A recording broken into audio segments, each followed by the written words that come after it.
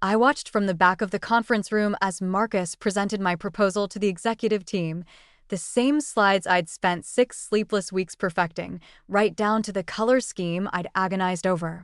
3 promotions had passed me by, and this project was supposed to be my breakthrough moment. When the applause died down and the CEO personally congratulated him, I cornered Marcus by the water cooler. He didn't even try to deny it, just straightened his newly purchased designer tie and said with a smirk, "You wouldn't have pulled it off anyway."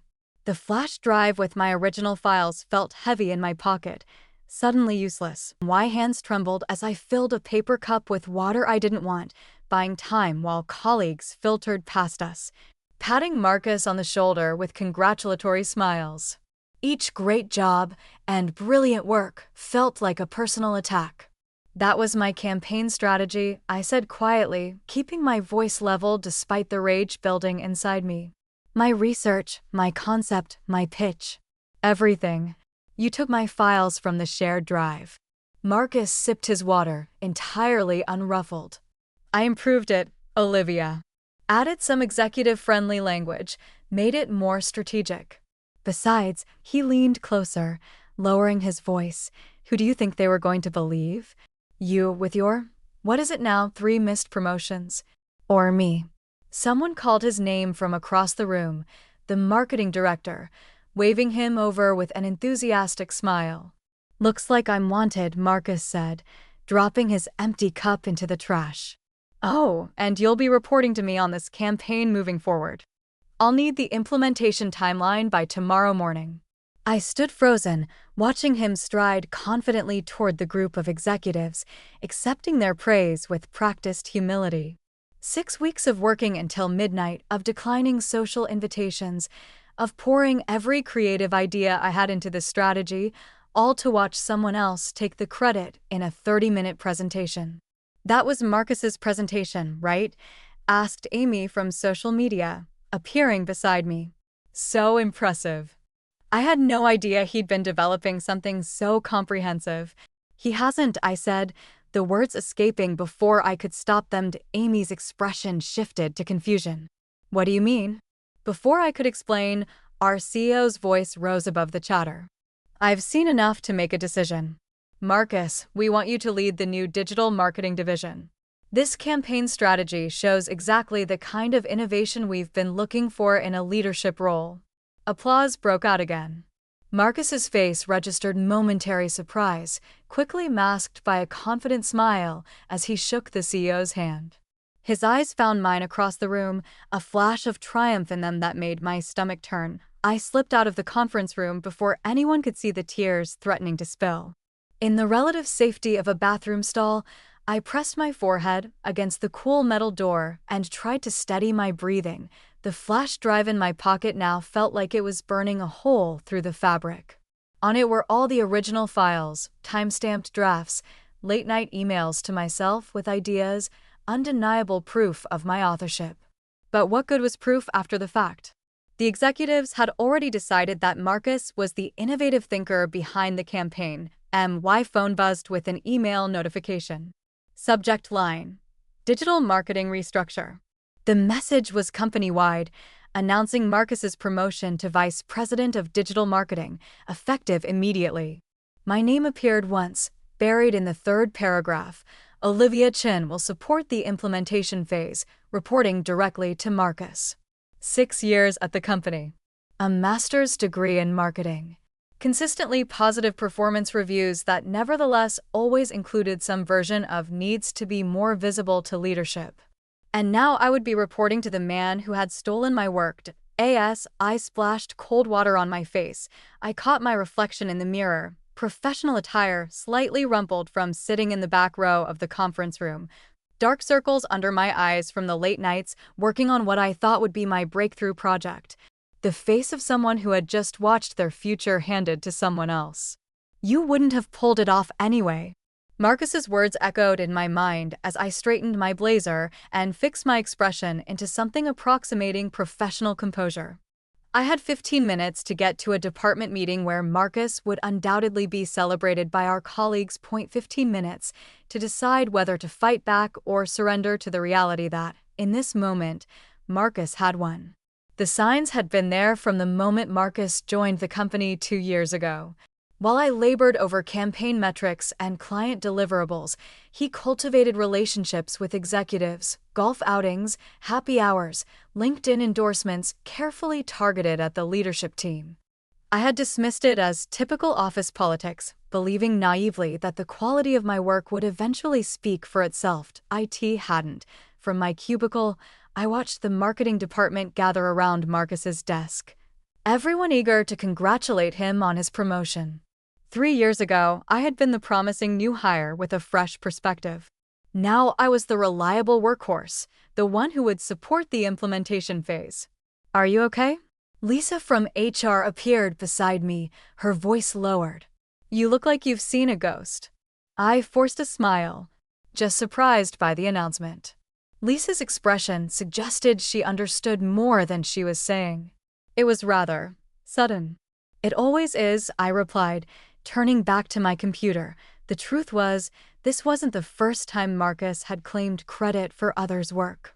6 months ago, he had presented the quarterly results for a campaign I had managed, speaking with authority about strategic decisions he hadn't been involved in. When I raised the issue with our previous director, I was advised to be more of a team player and less concerned with individual recognition. 3 months ago, he had borrowed my research on emerging social media trends for what he called a small presentation to the leadership team. I later discovered it had been a departmental strategy review that influenced budget allocations. My data, his recognition, but nothing as blatant as this, a complete theft of a comprehensive campaign strategy one had developed from the ground up. I scrolled through my email history, finding the original project assignment. "Olivia, we need fresh thinking for the Westridge account. Complete creative freedom. Make it innovative." Janet. Janet had been our marketing director before retiring last month. She had believed in me, given me the opportunity to prove myself. With her gone, I had lost my only advocate in leadership. Marcus had arrived at the company with an impressive resume and confident demeanor. Harvard Business School. Previous experience at a prestigious agency. The kind of polished presentation style that executives respond to. What he lacked in original thinking, he made up for in political savvy. I had actually liked him initially, found his confidence inspiring, even welcomed his feedback on projects, believing we were collaborating towards shared success. "We should partner more," he had said 3 weeks ago, stopping by my desk. "I've been hearing great things about your Westridge campaign concept."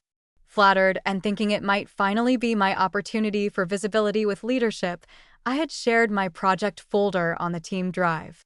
"I'd love your thoughts," I had said. "It's still coming together, but I'm really excited about the direction." He had offered minimal feedback, a few vague suggestions about elevating the messaging and thinking more strategically. Nothing substantive. Nothing that contributed meaningfully to the concept I had developed through weeks of research and creative development, and now he was vice president of digital marketing. While I remained in the same role I had occupied for 3 years, my phone buzzed with a text message from Amy. "Drinks after work to celebrate Marcus? Whole team is going." I didn't respond. Instead, I opened my personal cloud storage and began uploading backup copies of all my work files. Timestamped drafts, email exchanges with the client, research documentation. The original brief from Janet specifically assigning the project to me. Too little, too late, but I needed to preserve the evidence before Marcus had a chance to alter or delete files from the shared drive. "Olivia." Marcus's voice startled me.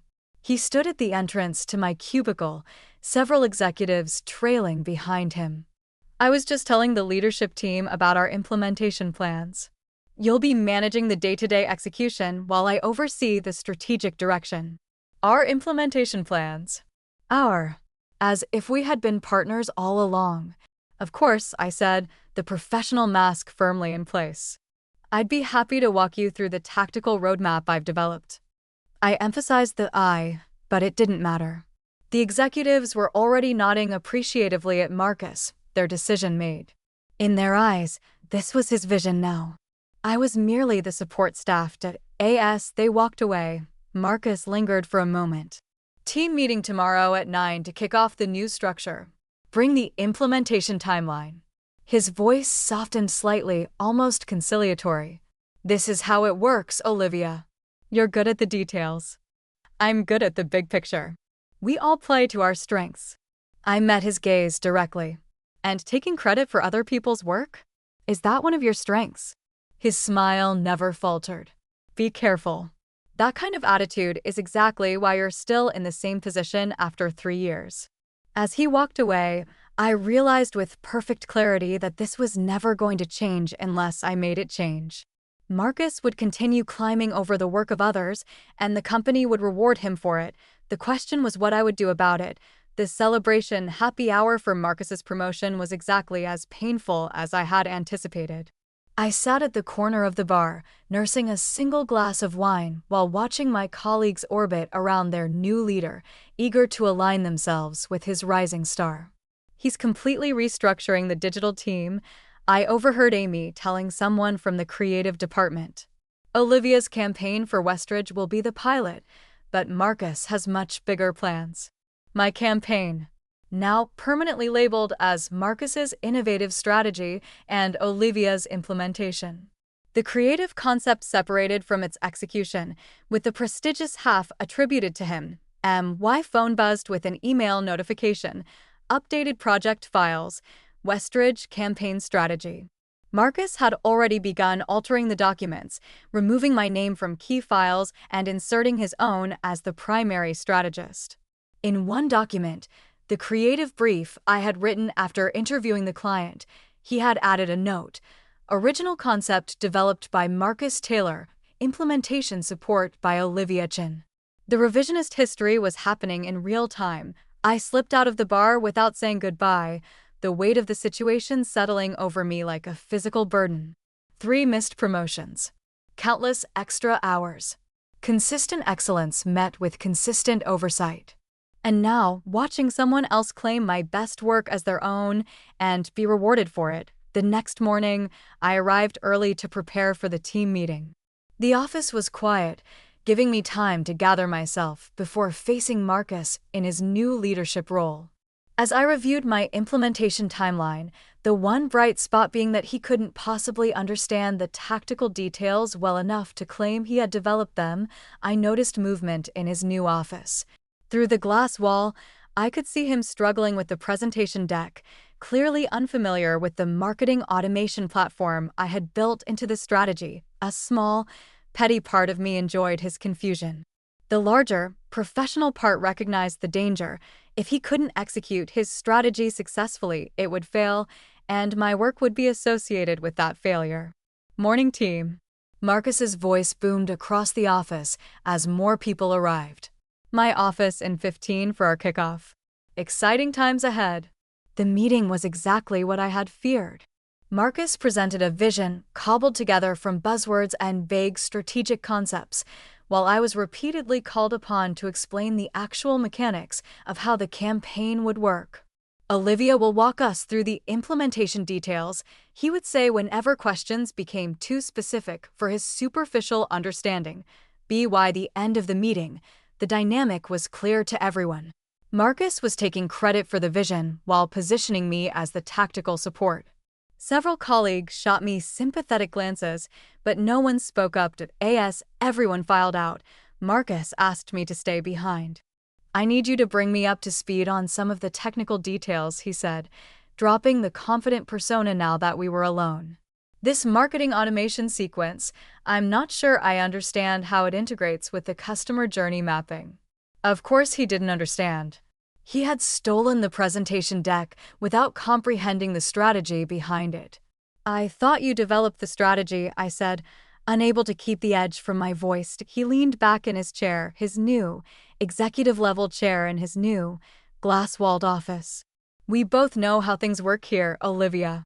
Ideas need a champion. You weren't in a position to champion this concept. I was. You stole my work, I said flatly. He sighed, as if I were a child failing to grasp an obvious concept. I recognized its potential and positioned it for success. That presentation could have died in a mid-level review meeting if you had delivered it. Instead, it's now the cornerstone of our digital strategy. You should be thanking me. The audacity left me momentarily speechless. Here's the reality, he continued, his tone shifting to something harder. I'm your supervisor now. You can help me make this campaign successful and benefit from that success, or you can hold onto your resentment and watch your career stall even further. Your choice.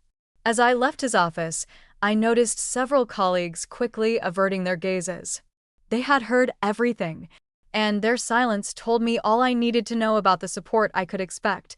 Back at my desk, I found an email from the CEO's assistant requesting my implementation notes for Marcus's review before his executive committee meeting. Another from the project management team asking me to catch Marcus up to speed on the campaign timeline. A third from the client congratulating Marcus on the innovative strategy and requesting a call to discuss next steps. The professional reality was suffocating. I was now officially supporting Marcus's campaign. Fighting this would mean challenging not just him, but the entire leadership team that had enthusiastically embraced him as the visionary behind the strategy. I opened the implementation document and began typing. Each keystroke a small act of resistance against the voice inside telling me to give up. I would continue doing excellent work, not for Marcus, but for myself. For the truth I knew, even if no one else currently recognized it, and I would find a way to ensure that truth eventually came to light. The systematic erasure of my contributions continued over the next 2 weeks. Each morning brought new evidence of Marcus's efforts to cement his ownership of my strategy. Files renamed, document properties changed, presentation decks modified to include his name on every slide. My role had been reduced to execution support, a footnote in what should have been my breakthrough project, but beneath my outward compliance, I was building a case.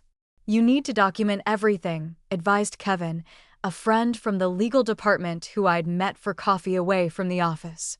Times, dates, original files, communications.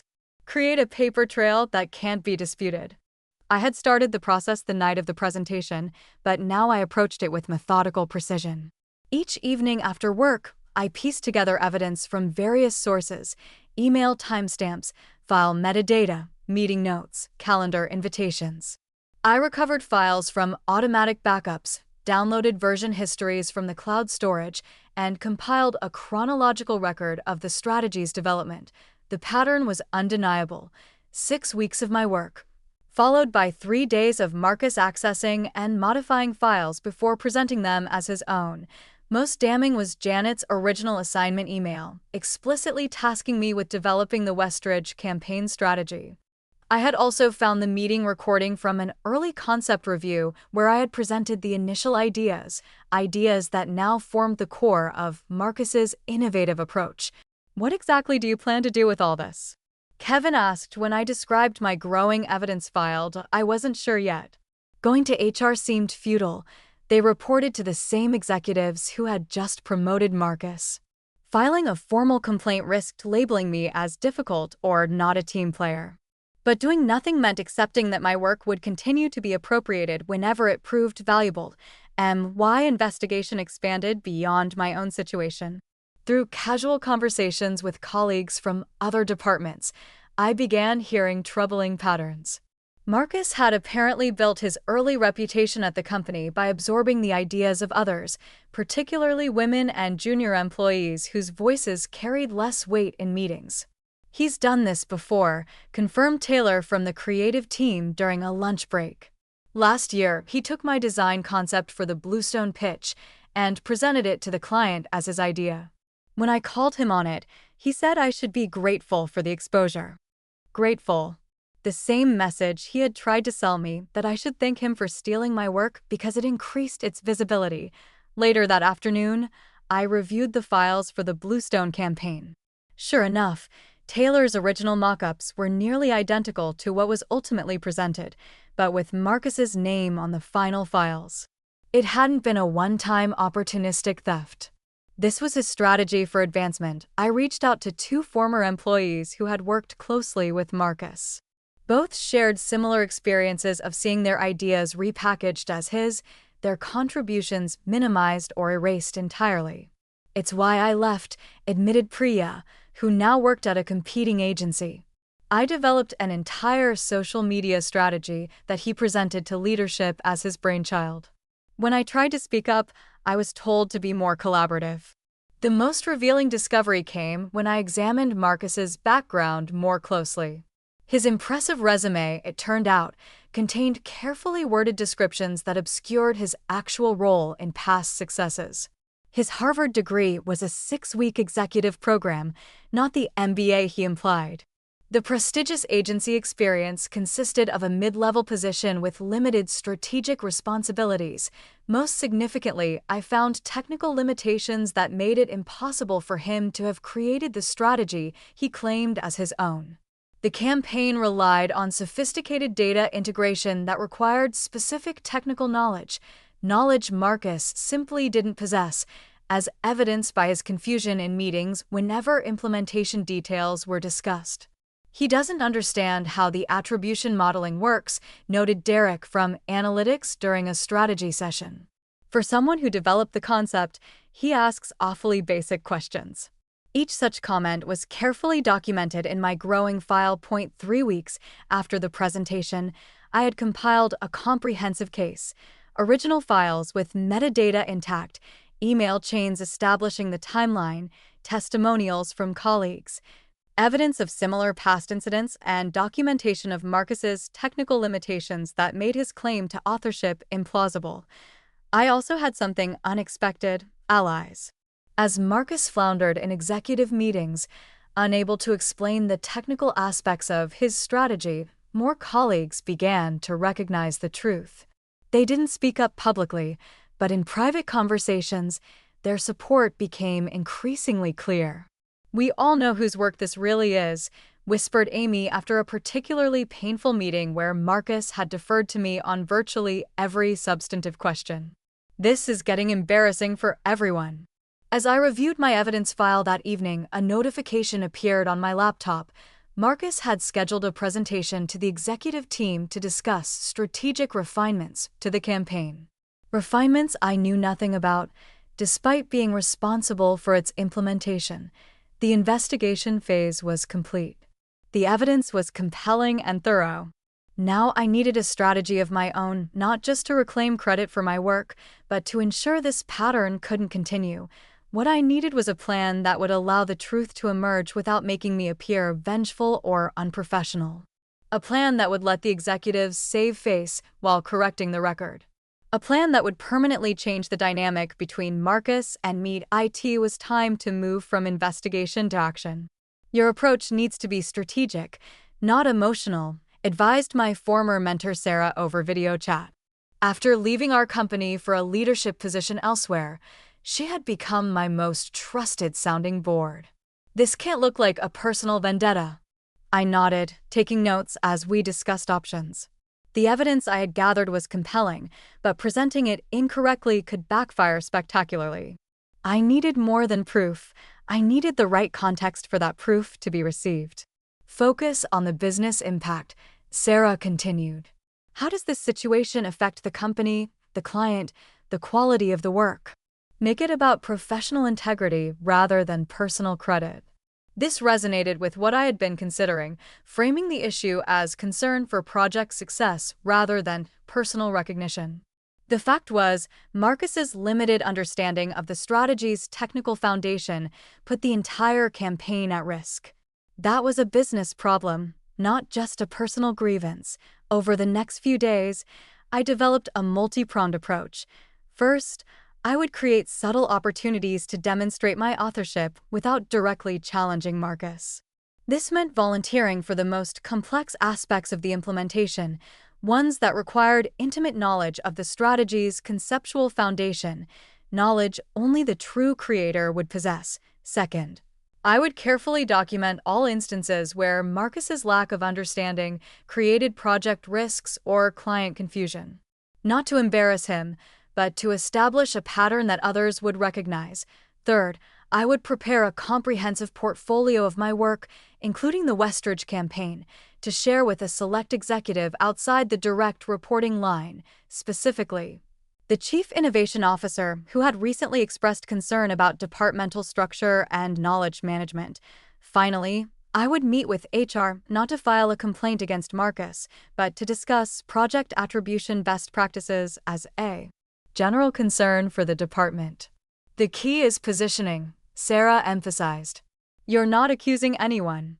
You're addressing a systemic issue that happens to be exemplified by your current situation. I drafted talking points, rehearsed potential conversations, and identified key moments in the coming weeks where I could implement different aspects of the strategy. The opportunity came sooner than expected. During the weekly status meeting, Marcus announced his strategic refinements to the campaign, changes that fundamentally misunderstood how the customer journey mapping integrated with the marketing automation sequence. Actually, I said, keeping my voice neutral, modifying the sequence that way would disrupt the attribution modeling we've established. The current structure ensures proper conversion tracking across channels. Marcus frowned, clearly not following the technical explanation. Well, we need to optimize for executive visibility. The reporting structure I've proposed accomplishes that. Perhaps I could demonstrate why the current architecture is optimal. I offered. It might help everyone understand the data integration more clearly. He hesitated, caught between maintaining his authority and admitting his limited grasp of the strategy he claimed to have created. Fine. 5 minutes. I pulled up the original schematic I had developed, a sophisticated flowchart showing how customer interactions across channels fed into a centralized attribution model. As I explained each component, it became increasingly obvious that I understood every nuance of the system, while Marcus struggled to follow even basic concepts. This is impressively comprehensive, noted the client services director, who had joined the meeting unexpectedly. Who developed this architecture? A moment of silence followed. All eyes turned to Marcus. It was a collaborative effort, he said finally. Olivia handled the technical implementation details. Based on your strategic framework? The director asked. Another pause. Yes, exactly. I neither confirmed nor denied this characterization, simply continuing my explanation of how the system worked. But the seeds of doubt had been planted.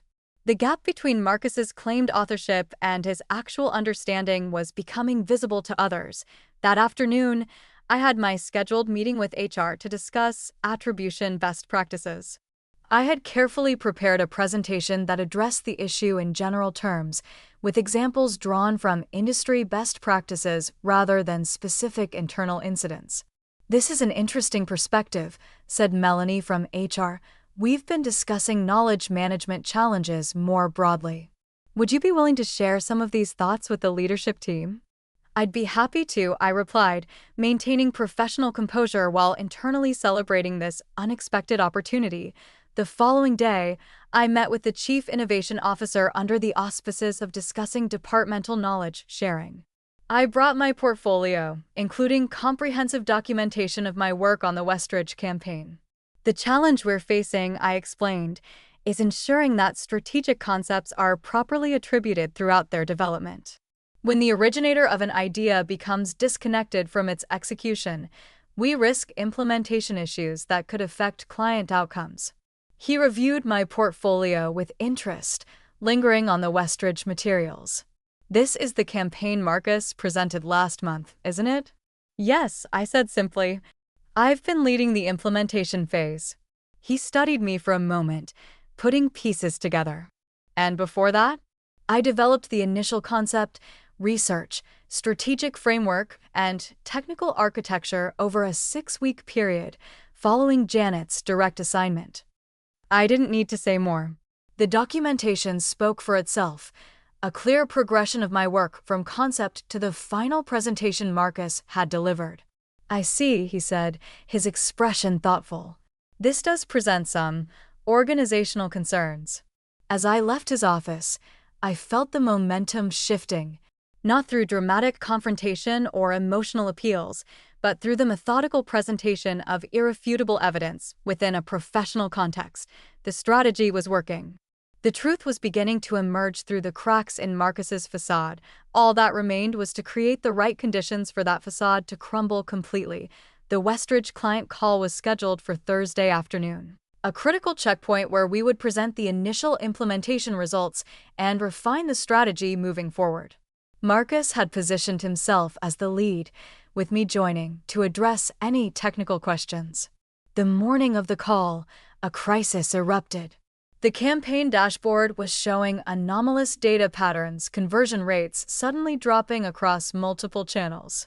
Marcus called an emergency meeting, his carefully maintained composure visibly cracking. "What's happening?" he demanded, pacing the conference room.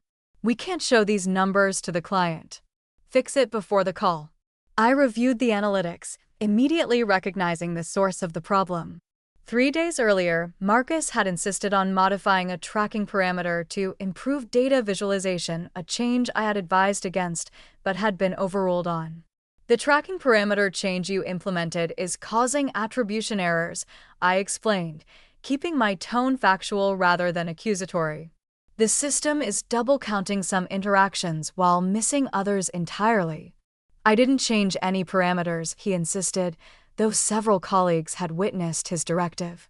"The version history shows the modification was made on Tuesday at 2:15 p.m., I replied, pulling up the documentation on the screen.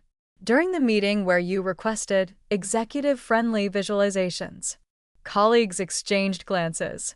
Marcus's alteration of my carefully designed system, a system he clearly didn't understand, had created a crisis hours before a crucial client presentation. "Can you fix it?" he asked, the question itself an implicit admission. "Yes, but we'll need to revert to the original configuration and reprocess the data. It will take about 2 hours." He checked his watch. "The client call is in 3 hours. Make it happen." While the team scrambled to implement the fix, Marcus retreated to his office. I led the technical response, calmly guiding everyone through the necessary steps to restore the system to my original design. "You built all this, didn't you?" whispered Derek from analytics as we worked. "The whole architecture." I nodded slightly but remained focused on the task. This wasn't the moment for personal vindication. The priority was salvaging the client presentation. By the time the dashboard was restored, showing the actual and impressive campaign performance, we had 30 minutes before the client call. The team gathered in the conference room for final preparation. "I'll handle the strategic overview," Marcus announced, scanning the now correct metrics with relief. "Olivia can explain the technical performance if they have questions." The client team joined the video call punctually. After initial pleasantries, Marcus began his rehearsed presentation, confidently speaking about my strategy and my approach, claiming ownership of every aspect of the campaign. Then the client's head of marketing asked the question that changed everything. "We're particularly interested in the integration between the attribution modeling and the customer journey mapping. Could you walk us through how that architecture works, Marcus?" "It's exactly the solution we've been looking for across our product lines." Marcus froze momentarily.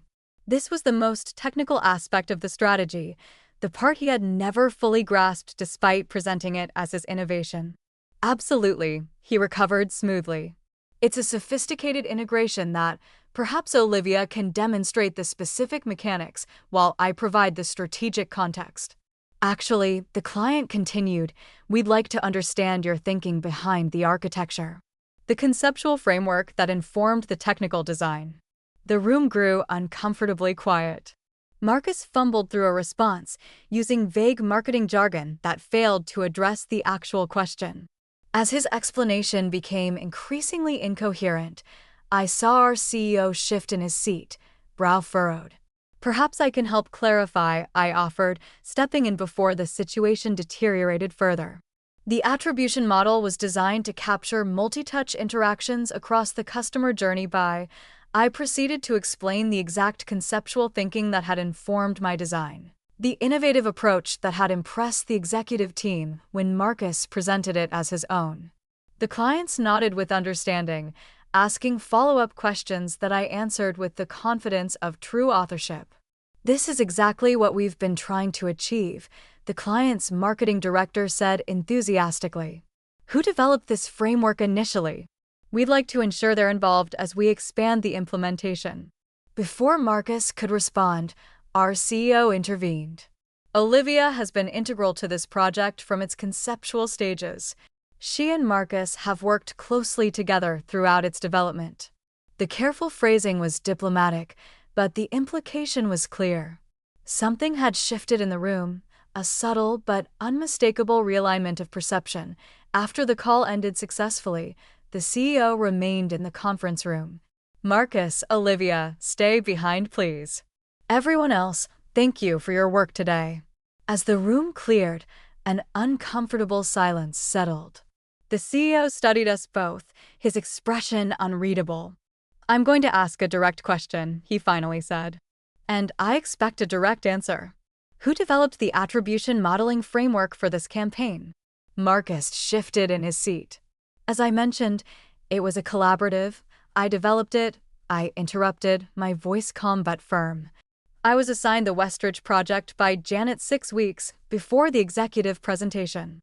I created the entire strategic framework, including the attribution modeling, customer journey mapping, and channel integration. All the components presented to the executive team were my work.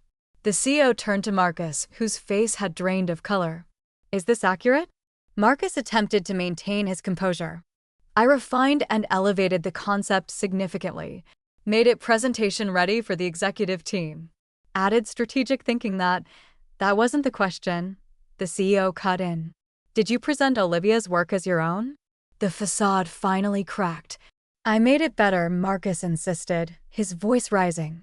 I gave it the positioning it needed. She wouldn't have pulled it off anyway. No one listens to her in those rooms. I made sure the strategy got approved. The admission hung in the air, all the more damning for its defensive justification. The CEO nodded once, then turned to me. Olivia, I'll need to see documentation of your work on this project. Can you provide that? Yes, I replied simply. I have comprehensive records of the entire development process. Have them on my desk by end of day. He stood, signaling the meeting was over. We'll continue this discussion tomorrow. Both of you.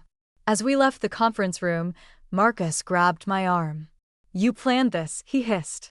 You set me up to fail in front of the client. I removed his hand firmly. No, Marcus.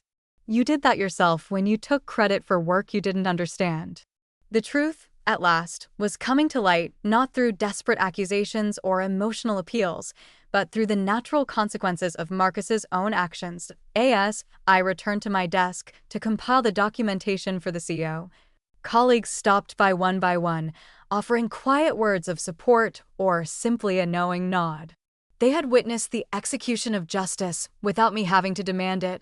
The evidence was on its way to the CEO's desk, but the real victory had already occurred. Marcus had revealed his true character, and the truth of my contribution had finally been recognized.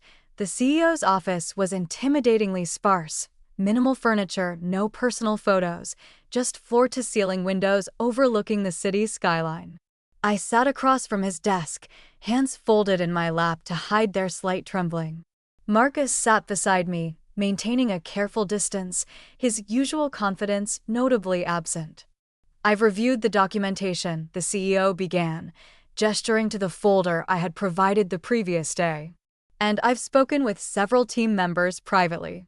His gaze shifted between us. It's clear there's been a significant breach of professional ethics. Marcus leaned forward. Sir, I want to emphasize that while there may have been some miscommunication about contributions, this wasn't miscommunication, the CEO interrupted, his tone sharp. The evidence shows a deliberate pattern of misrepresentation. Email timestamps, file metadata, witness accounts, all confirming that Olivia developed the strategy you presented as your own.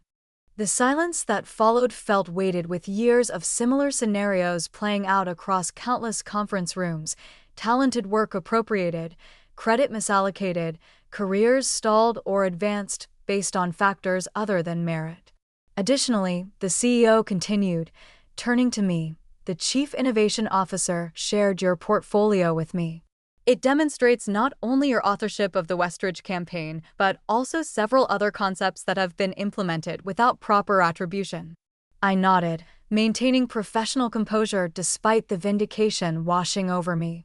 Thank you for taking the time to review the evidence. I'd like to hear from both of you, he said. Starting with Olivia.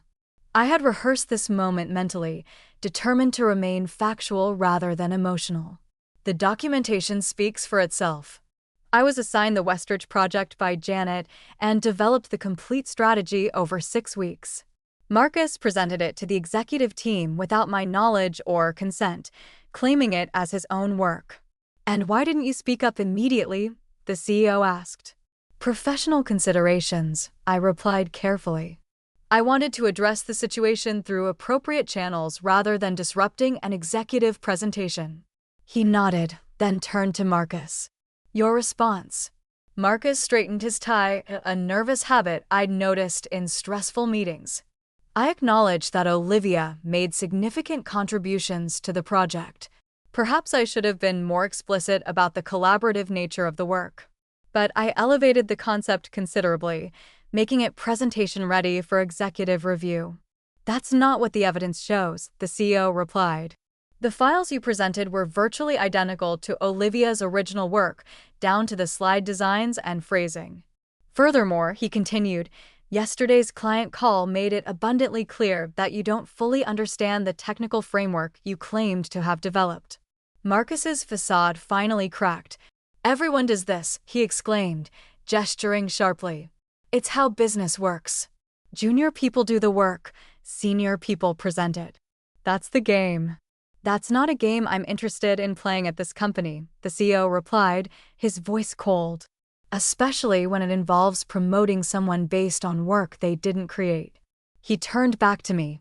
"Olivia, the Westridge campaign has impressed both our executive team and the client.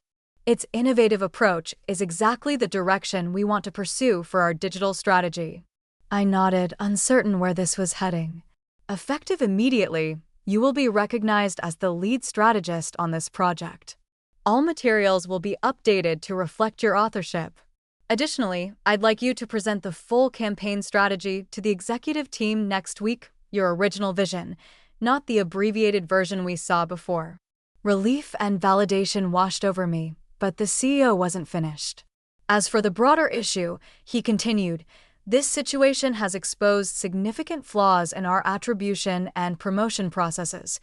I'm establishing a task force to develop better protocols for collaborative work and proper credit allocation. Olivia, I'd like you to participate." "I'd be honored," I replied. Finally, he turned to Marcus.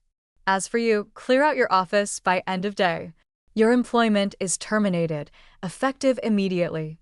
Marcus paled. "You can't be serious." "Over an attribution issue?" "This isn't just about attribution," the CEO replied. "It's about integrity, honesty, and trust, qualities essential for leadership. You've demonstrated a fundamental lack of all three." As we left the CEO's office, Marcus maintained a rigid silence, his expression a mixture of shock and fury. In the hallway, he finally spoke, voice low and bitter. "You know this won't change anything, right? This is how the game is played everywhere. You'll see." I met his gaze steadily. "Maybe it's time to change the game." Word spread quickly. By afternoon, everyone knew Marcus had been terminated and that I would be leading the Westridge campaign. Colleagues stopped by my desk with congratulations or quietly expressed support. Some looked uncomfortable, perhaps recognizing similar dynamics in their own project attributions. I packed up that evening. The Chief Innovation Officer appeared at my cubicle. "The CEO mentioned you'll be presenting to the executive team next week." I nodded, still processing the day's events. "I also heard you'll be joining the task force on attribution protocols," he continued. "We're announcing a new position to lead that initiative. Director of Strategy and Innovation." He smiled slightly. "I think you should apply." As he walked away, I sat back in my chair, finally allowing myself to feel the full weight of the day's events. The reckoning hadn't just been about Marcus or even about the stolen strategy. It had been about challenging a system that too often rewarded the wrong behaviors and overlooked genuine talent and contribution. The game was indeed changing. And somehow I had become part of changing it. 1 year later, I stood at the podium in the same conference room where Marcus had once presented my work as his own. The audience was larger now, executives from our company and the client side, industry peers, and my own team of strategists. The Westridge campaign exceeded all benchmarks, I concluded, advancing to the final slide. But more importantly, it established a new standard for integrated attribution modeling that we've now implemented across our entire client portfolio.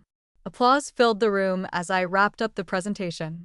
The Westridge campaign had gone on to win multiple industry awards, and the attribution modeling framework I developed had become a signature offering of our agency.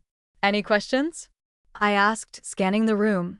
The marketing director from Westridge raised her hand. Can you speak to how the transparent attribution process affected team dynamics on the project? I smiled, appreciating the question's significance. Absolutely. When everyone's contributions are properly acknowledged, it creates an environment where people can focus on the quality of their work rather than fighting for recognition. The result is better collaboration, more innovation, and ultimately superior outcomes for our clients. After the presentation, I chatted with attendees during the reception, now comfortable in my role as Director of Strategy and Innovation. The position had been created partly in response to the task force recommendations, a formal acknowledgement that strategic thinking needed to be recognized and nurtured at all levels of the organization. Quite a difference from last year, observed the CEO, joining me by the windows. The same strategy presented by its actual creator.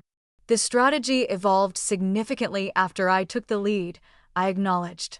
The team felt more invested when they knew their contributions would be recognized. He nodded thoughtfully. The attribution protocols you helped develop have been transformative. Productivity up, turnover down, especially among female employees and junior staff. People do their best work when they know it matters, and when they know it won't be appropriated by someone else.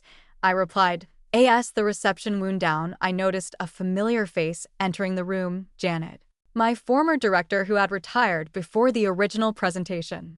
I had to see this for myself, she said, embracing me warmly. When I heard what happened after I left, and then how you handled it. I'm so proud of you, Olivia.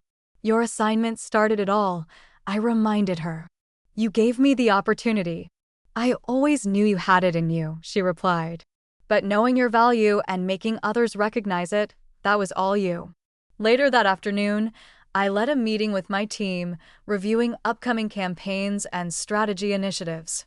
The conference room was different now, walls covered with transparent project boards showing everyone's contributions, decision-making frameworks clearly displayed, attribution protocols built into our workflow.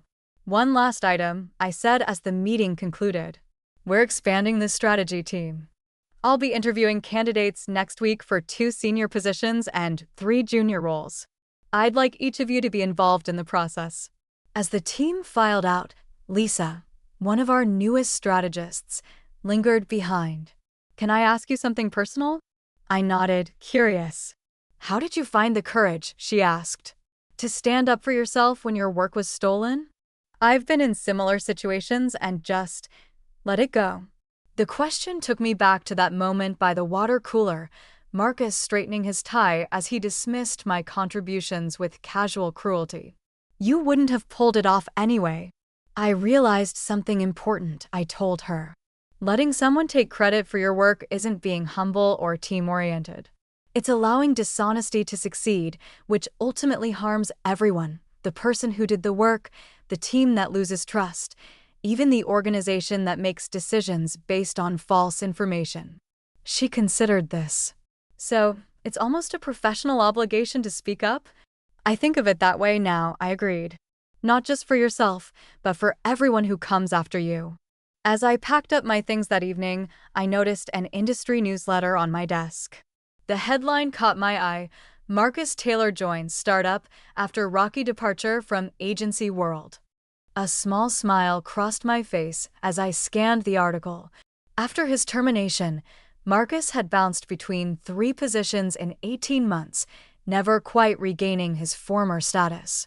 The startup he joined was struggling with rumors of funding issues. I felt no schadenfreude at his difficulties, just a quiet certainty that systems built on falsehood eventually collapse under their own weight. My phone buzzed with a message from the CEO. Board approved the strategy department expansion. Full budget for all 5 positions. Your call on structure and hiring. On my way out, I passed the wall where employee achievements were displayed. Among them was a framed copy of the award-winning Westridge campaign strategy, my name clearly listed as lead strategist, alongside team members who had contributed to its success. The flash drive with my original files no longer felt heavy in my pocket. I hadn't needed it after all. The truth had found its way to the surface through the quality of the work itself. As I stepped into the elevator, I reflected on Marcus's parting words from a year earlier. This won't change anything. This is how the game is played everywhere. He had been wrong. Things had changed, not just for me, but for everyone at the company. The game had new rules now, rules that rewarded genuine contribution rather than skilled appropriation, and in this new game, I was winning on my own terms.